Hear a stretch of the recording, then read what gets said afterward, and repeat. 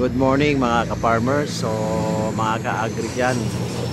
So andito tayo ngayon sa Gintulan, Payaw, Zamboanga, Sibugay, kung saan mayroon po tayong ginawang test sa ating product na Terralizer. So sa kalamansi, no? So ito po yung kalamansian hanggang doon po. Okay.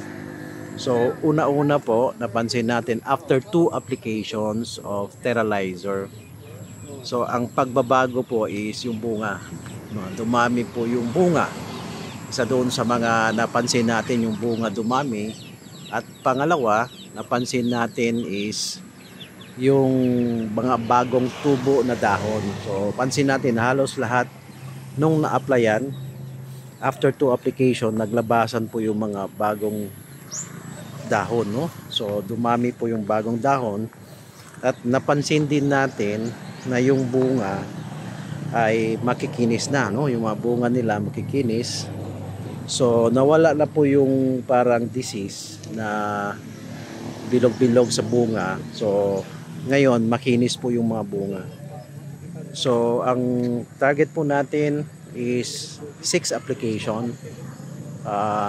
Ito, pansin po natin dito yung bagong dahon. Yan. So napakadaming bagong dahon at good news, yung mga dahon namumulaklak na rin, no? So may mga namumulaklak na. So at napansin natin na ang bunga ay napakadami, no? Ayan. So ang isa sa mga napansin nila dito, yung sanga. Dahil sa sobrang bigat na ng bunga, ayan, mapansin natin yung bunga. Dahil sa sobrang dumadami yung bunga, mabigat, so medyo kailangan na lagyan ng braces, no? Yung kalamansi. So ayan, so puro bunga po yan. Ayan, dami pong bunga. So two application lang pa na nagawan ko, pero ang laki na ng pabago. So ang target kasi natin dito 6 application at makapag-harvest tayo weekly. So weekly harvest. Ayan.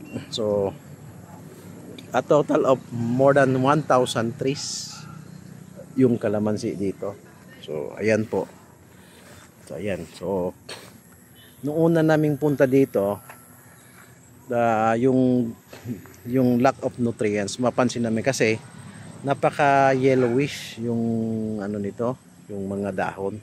But ngayon, very amazing, na-impress po kami. Ang gaganda ng mga dahon, no?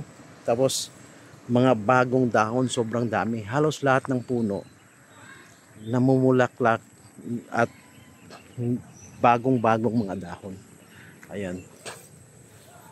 So hanggang doon may bagong dahon. So ang laki ng pagbabago ngayon sa kalamansian. So yun po mga ka-AgriFix.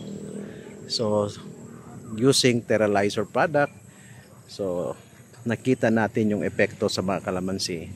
Hopefully na marami ding ang makatry ng product na ito at mabigyan sila ng magandang bunga, no? Mataas na ani.